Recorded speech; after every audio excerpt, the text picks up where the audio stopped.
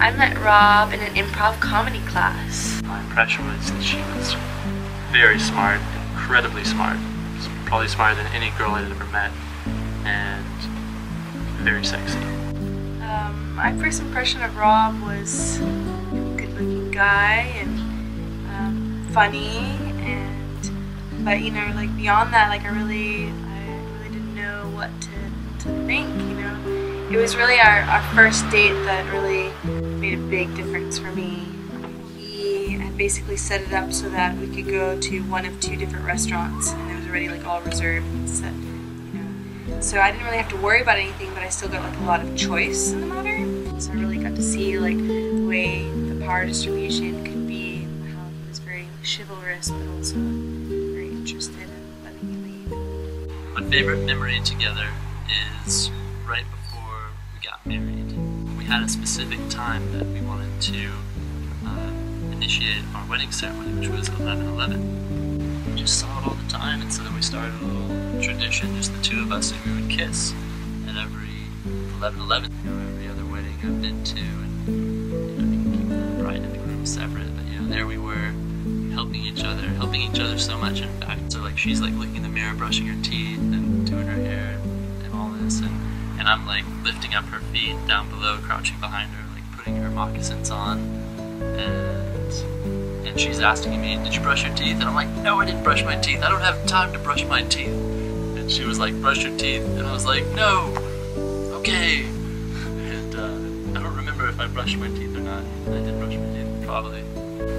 But just the image I have is just, it was like so beautiful, and I was so like excited and nervous. And, yeah, and we made it on time, so that was cool.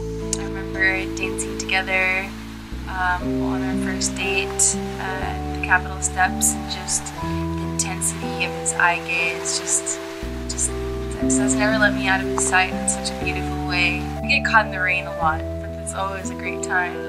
So like on this particular night, we were like running in the rain, like just like being little kids. It reminded me of like being 7 again, and I think in the end he gave me a piggyback ride for the rest of the way.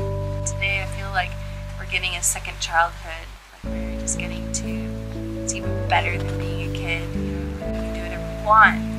Loving someone makes my life better because I'm constantly being inspired by Desi.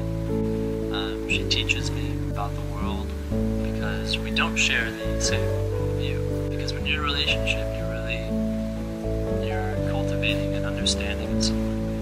What I tell my kids about love is risk everything for love. Risk everything. Don't pretend to know that you know how love is supposed to come into your life. Be prepared to let go of love.